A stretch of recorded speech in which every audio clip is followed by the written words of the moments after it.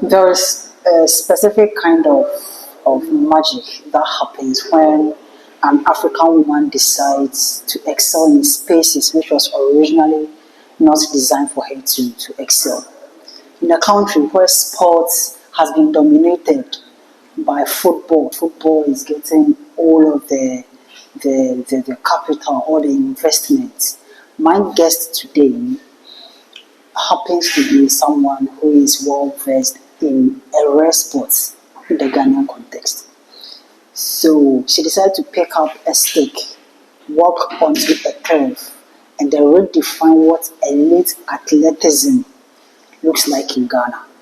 She hasn't just been on the field doing what she does, but she has been the bona fide of building a legacy in hockey.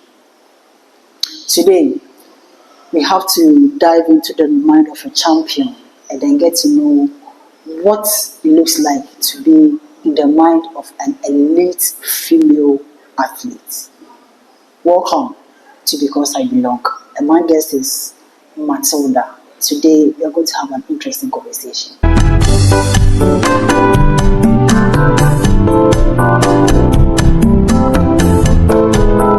Hey, thank you very much for being on my show. Welcome. Please introduce yourself to my viewers.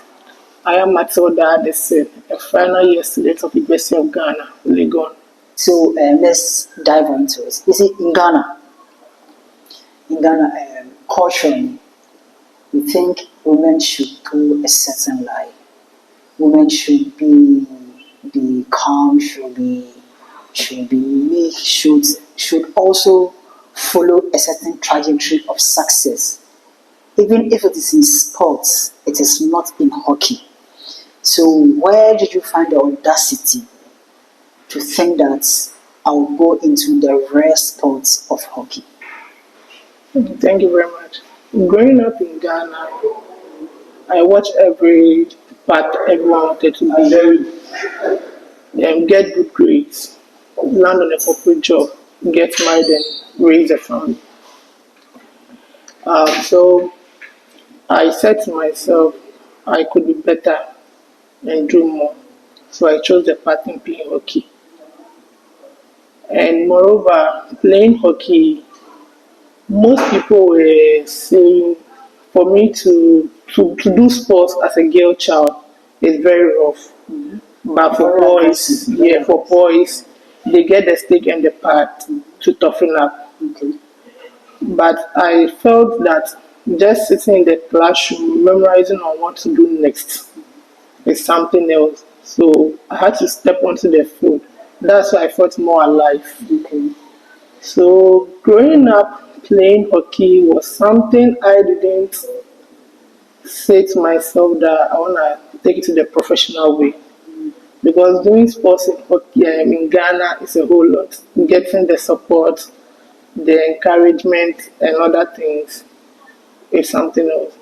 Because people say, me trying to compete physically, I wanted to be a man, rather than what I wanted to be good at.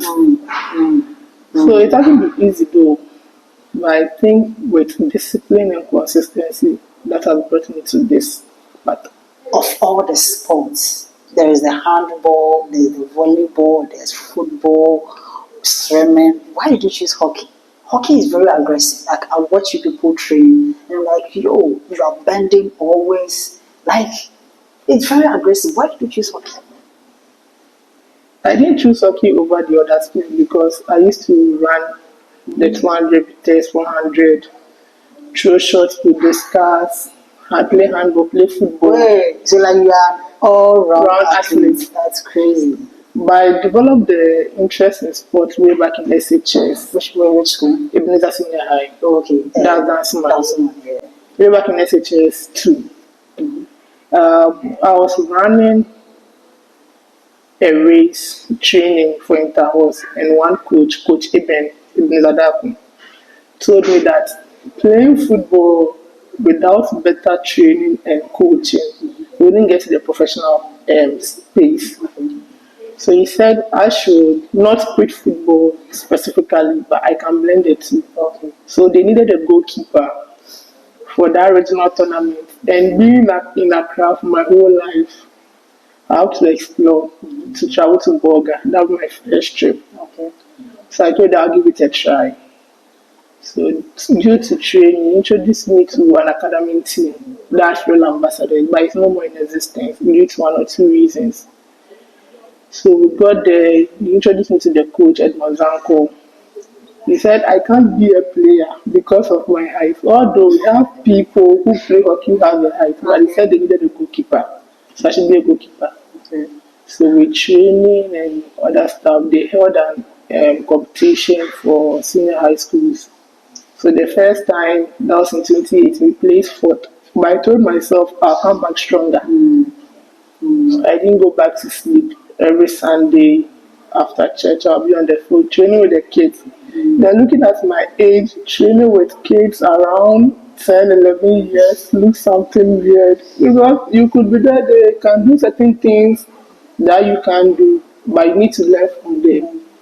So I did that training and consistency. So the following year, that was 2019, they held the same competition for the senior high school. We placed third. From there, my coach told me to go back to the club team. That's for Ghana Police, since the academic team doesn't have a female team because most of them Wait, is this in football or hockey? hockey. Hockey, okay. Because most So of you've them, been playing hockey since like SHS? yes, most of them, their parents are in support for their female child to play hockey or do sports. Why, wait, let's talk about that. Why are Ghanaian parents or African parents very discouraging when their wards or when their daughters tell them, I want to go into sports? They have that perception that after education, that's the second cycle, their girl child end up in marriages just to start up a family and raise kids. But for my side, I had the support from my granny. Even though my mom or most of my family members, parents, because they'll be like, you are training, you want to be a man, you are competing with men, well, let's end you. You will not even get money. Instead of to study, focus on your books and get a corporate job to do, you are just focusing on sports. Being in sports doesn't get you the revenue that you want to. So from the support I had from my granny, she was like, just give it a try. At the end of it, I'm supporting you. It doesn't end well. Come back to me. I'll give you another thing to do. Incredible, man. Yes. Incredible. So from there, I went to police, joined them, played for a year. Through hockey, I would like to say a very big thank you to Mr. Malcolm. Okay, has a Because, yes, because I told him I wanted to further my education. I bought the forms for University of Ghana. But at that time, my admission was closed. I was still waiting. So I got a call from him. I was like, let's go and meet the sports director. So when I got there, in the next 3 days, I had admission. Even though that was what the choice of food I wanted to do, but I took it in good faith to study along. So when I got to the tertiary level, I joined the school team with the help of Mr. Walter Brown. So whilst playing, we went for Busa, that was 2022 in Kumasi, and the coach spotted me, Coach Joseph Abedu, for GRA Royal Ladies. Okay, so that's where you play currently for Yes. as a club, Yes, please. club hockey side. Yes, please. Okay, so I mean, I know you have heard some of your tales when you are traveling all over Africa, winning awards and all those things. Tell me about that narrative that if a woman is getting into sport, she's trying to be a Oba Berma. How are you coping with that, and how are you still maintaining the feminine side of your humanity? Well, that narrative that our Ghanaian people normally say that you doing sports want to be a man, when you grow up you're going to beat your husband, beat people and stuff. I think we should have a little bit change of mind on that. Because as a woman, doing sports doesn't guarantee you specifically being a masculine. It's just the training that changed the body physique. Yeah, so when every girl child is trained to do that, we should just give them the support, because having that mindset discourages individuals. Yeah, true. But I'm a type of person, nothing discourages me. Okay. Until even when I fail, I still try my possible best to bounce back. That's tough. Okay. So now you see, before I would even limit this to female hockey players. I will talk about other disciplines aside football in general in Ghana. There is very low funding. It looks as if the government doesn't care about any other sports apart from football. And then for you to be a female hockey player and then to do well, to excel, and to be visible, how high do you hold your standards? How hard do you prove yourself to people for people to recognize that yes, Matilda can play hockey? Okay, with the lesser known sports, anytime you are given the opportunity like this, you plead to the Ministry for Sports and Recreation, Honorable Kofi Adams. Yes, to help revive the lesser known sport, because currently with the Black Stars, we are a little bit shaking on how. No, don't be too moderate. We are shaky. We are a waste. We are just wasting resources. Yeah, on how to whether to win the cup, World Cup, even from qualifying from the group stage to that level. It's a challenge. It's a challenge. A big challenge. Yeah. Even in Africa, Comoros is beating us. Yes. All these small island countries are beating us. Black Stars is in shambles. The comparing Asamoah Stein, Stephen Appiah, Agogo, Larry Kingsley to My current country. this Black Star squad. There's a big gap. There is no encouragement that they are going to take Ghana to the next. I agree. But for the lesser known sports, even though we are not getting the funding or the resources, we even try our possible best to sell Ghana outside the country. Because as it stands now, when you talk about the club in hockey, that is selling Ghana outside is Ghana Revenue Authority Women's Club. And for the men's side is Exchequers. Yeah, that's Bank of Ghana. They do very well. Even though we are not getting the enough resources, we put our all in promoting the sports. Okay. Yes, and just recently, I quite remember, AMU went for a volleyball championship and they are still doing their best. Okay. And thanks to the authority, Ghana Revenue Authority, they promote hockey anytime there is a need to. They promote hockey. Aside hockey, they have other sports in clubs. That's the basketball, the football. So they are doing very well. So tell me some of the achievements of Ghana Revenue Authority hockey team. I mean, your side, where have you competed? What have you won over the years? So on the Continental stage, we are 5-time champions. What? 5-time champions. No, I you don't know about this. It's not you don't know about this because 5 times. 5 times on the Continental stage. Crazy. Yes, that's ever since I joined the team. That's how many years now? That was 2021 in Ghana, 2023 in Kenya, Okay. 2024 in Egypt, Back to back. Okay. 2023 in Malawi, Kenya, Malawi, Egypt. Then, yeah, it's just that we just lost this recent title to Lakers of Kenya. No, but like it's a very big achievement. 5 times. Yes, 5 times. And then nobody's trumpeting about this. Nobody's talking about this. 5 times. 5 times. Traveling around Africa. Yes. How do you compare our hockey to the respective countries, the Kenya, the Malawians, and then the other countries? How do you compare our hockey? No country, no club country is weak. Every country has a perception of winning the ultimate. So with ours as a team, it's the dedication and the support and motivations we get from our coaches, the individuals, to just win the trophy. Not just win the trophy though, but to sell the country outside the continent. Okay. As an elite player as you are, a player, what position do you play? I'm a goalkeeper. Goalkeeper, okay. So as an elite hockey goalkeeper, there is no funding. I don't think there is enough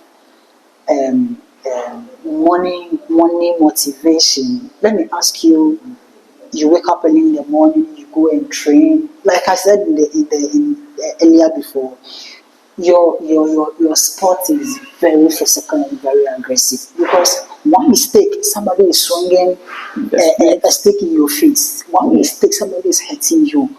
What motivates you to want to do more? Discipline. That's the promise I've kept to myself. Even though I'm not getting the enough sponsorship or the resources, discipline has kept me going. Consistency. Consistency. Okay. So once again, every game has its strategic game plans because in football you have your formation 4-4-2, 4-4-4, yeah, 4-4, no, 4-4-3 is 4-3-3, whatever diamond. You are doing half spacing. I know hockey has all these strategic plans. It's like your game is like you have to be extra strategic because you all are bending down, you are kicking the ball around, but you have to have a strategy because you have wingers, you have, I don't know if you have Yeah, we midfielders, have defenders, we have midfielders, we have the strikers, just like football. just like football. Yes. But then you are playing with a stick, you are bent, but you have to run and all of that. How does the various strategies your coaches teach you? How does that apply to life, or how has those strategies helped you better your life? Okay, with those strategies, playing hockey, if you are not fit, you'll be exposed in the third quarter. We play in quarters, first 15, second 15, third and fourth. So if you are not fit, it will expose you in the third quarter because you have to get the stamina. You have to get the firmness in your wrist. You should be intelligent in the mind because it's a swift and fast game. So if you don't have all these, I'm not sure you'll be able to be an elite player. So how these strategies be firm in your wrist, be aware of your surroundings, know when to throw your stick, know when not to. How are these all panning out in your life? How are you applying all this to your life?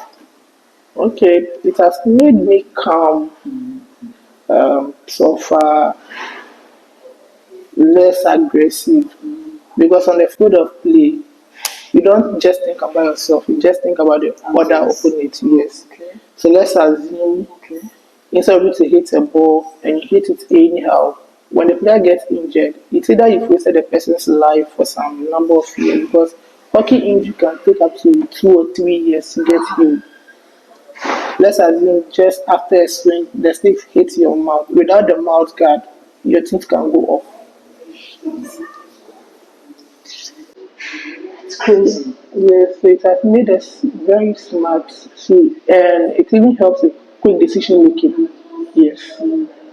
Yeah. Because in situations where you feel I have a sight of goal, but if I should swim my stick, it's going to the person's leg, it's going to his knee or his face. So you have to restrain yourself. Yes. Thinking about your opponent even more than yourself. That's an incredible sport. I know you've played very high profile matches. Listen, so I want to know in your preparation or where you're on the turf, getting ready for for a high stake game. What goes through your mind?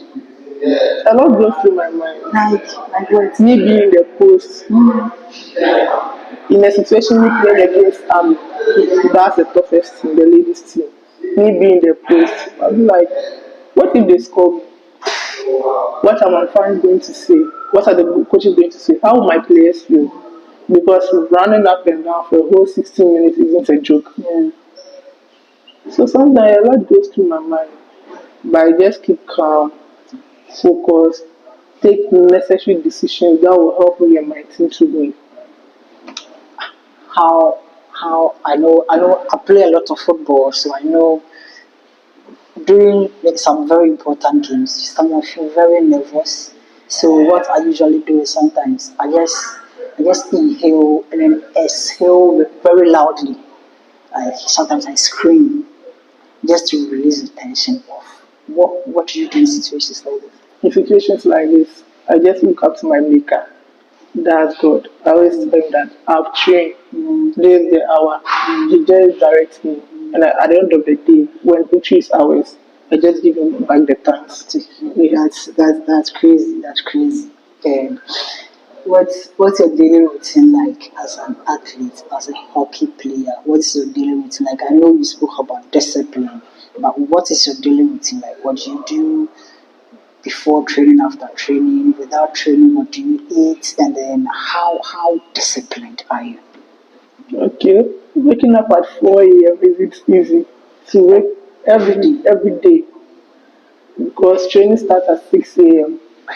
You need to get to the food on time. So waking up at 4 a.m., going for training, after training, wash down.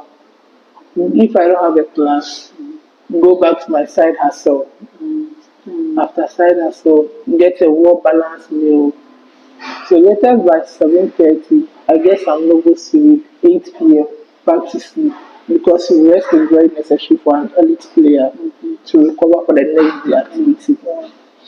How do you intend keeping your elite status since you're an elite player? How do you intend keeping that status? I know players like, I don't know much about hockey, but pardon me if I'm being biased because I know about football. I know players like Cristiano Ronaldo. Even when they play again, he still go back to the gym Yes. to go and work out. Yes. That is him maintaining his elite status. How do you plan on maintaining elite status? Okay, I have one player in mind on the African stage. She's the best player. That's in place of Elizabeth Opoku, our captain. Oh, okay. On a normal day, after every other routine, she'll be like, have you done your evening session? If not for jogging, just about 20 minutes to 30 minutes walk. On weekends when you have no match, I just go to the gym just to build up my stamina and maintain it. So she has been the one, aside my granny and Mr. Montgomery, she has been the one checking into my day-to-day activities just for me to be there. Because when I joined the club, she was like, "You can do it. I believe in you. You have to be there." I know that woman. I know that woman. Incredible woman. I know that woman. Yeah. I know it's not lost on her. I mean, she's a pillar. I can see that she's a greater pillar in your life. But then what's one misconception, or what are the misconceptions about female athletes in Ghana that you know about? I know one. I know one. I don't know if I should share. You can share. Well, the misconception about female athletes in Ghana is either they are tomboys or they are gay. That's it. I've had an encounter with a few people. Anytime I just tell them I'm into sports and they approach, I just want to be your friend. And I just say no. The only answer they give to me now, she's a lesbian. Which is very bad. I don't know where they get that. I don't know where. So are they saying non-athletes are not gay? I don't know for them. But so far as you are a lady and you're into sporting activities, you are a lesbian. The mostly tag people with footballers. When I was playing football years ago, they were like, when she grows up, she'll not even marry and give birth. She'll just be chasing babies around. But see, Matilda, I just want to play devil's advocate here. You see, sometimes I feel it's because of how these ladies carry themselves. You see, most of these people, I don't have anything against dreadlocks. Dreadlocks is beautiful. But it comes down to how they dress. I don't have a problem with how they dress, but I'm just feeding into the misconception of people. How they dress. They dress more manly than men. Otofista, shoes, and then they wear posh earrings. They shape their hair like men. They see these women use more expensive perfumes than men do. And then when you get closer to these people and having a conversation with them, the kind of vibes they have, you wonder, even me as a man, I don't have this kind of vibe. So do you fault people who feel this kind of people are gays or lesbians? I don't force people, but I just want them to understand that that's how society has bring them up to. Because being an athlete, let me use football as an example. It's hardly for you to see a football lady in dress. Very hard. True. Very hard to see them in dress. True. We feel comfortable in those masculine attires. Oh, wow. You get it? It's easy. I'm in love with sneakers. So when I wear sneakers, that doesn't show that I don't have heels. I have it. I wear clothes to fit an occasion. So that's how we are. It's not that we are interested in being a lesbian or others. I know most female artists who are married. Ajabayo is married. There is that song. Yeah. So that perception, I think society should drift away from it. Tagging individuals being gay, lesbian. It doesn't help. So are you telling society that people have their way of lives? They have their way of life. Then how I dress Shouldn't define how I am. Because you can see someone dressed masculine, but with the inner instinct, the person has a different mindset altogether. Okay, that's an eye opener. Which other misconception do you know? Do you know about a female athlete? Another misconception is female athletes, because they do the sports, they have enough revenue. With football, I know they do pay them very well. So when they get that revenue, our society thinks that they become more masculine than the man. Because you see, they have that perception that Obani star or Mubema. Then the lady become pussy. That's the conception they have. So I think as time goes on with education and other styles, they will have a change of mind in that. I hope so too. Because tagging people based on how they dress, like tagging people based on packaging, is wrong. You should know people from what's within them, what is inside, but not the physical packaging. Because if I should put which drink, if I should put beer in a malt bottle, the package makes it malt, but what is within it is beer. If I should put malt in a beer bottle, you would think I'm drinking beer, but I'm drinking malt. So the packaging shouldn't define people. I think that's great. So have you won any individual trophies, accolades in your journey? Yes. Please tell us, you want to know. Okay, in the year 2024, I won the best goalkeeper of the tournament. That was in Egypt. Wow. Crazy. That was my first ever trophy, like an individual award I was awarded to. Wow. So I was even proud of you. That's Yeah, because when we were going for that tournament, my grandma, which is Nati, was like, this year, just go. You are going to be awarded the best goalkeeper of the tournament. I didn't believe that. So after the tournament, during the closing ceremony, they were just awarded the individual players, that's the top scorer, best player. So when they said the best goalkeeper award goes to number one, I'm not the only person that number one just see. So when they said Ghana Revenue Authority, I was even surprised. So my colleagues were like, it was me, so I should go. So I just came back. Sad, I was like, wow, even though we are not getting the enough resources, this alone will motivate me to do more. Exactly. Because someone is out there looking up to me, and I can't let the person down. So just this year, we went for a tournament in Zimbabwe. You're literally touring around Africa. Yes. With hockey. And lesser known sports in Ghana. Yes. Please move on. So just this year, in February, we went for a tournament in Zimbabwe. So after the tournament, we went to the final. That was between Ghana Revenue and Lakers. It was a draw game, but penalty shootout gets out after making 3-6 out of 5. At 3 out of 5. Yo, you are big. So during the ceremony, I was also awarded the best goalkeeper of the tournament. So Second time. back to Back to back. award. That's impressive. So that aside all the personal accolades, the personal awards you've won as an athlete, what do you want your legacy to be after you're done with the sport? Yeah, I want to leave a legacy behind in such a way that every girl child, every girl child has no reason to explain why she has to do sports. Hmm.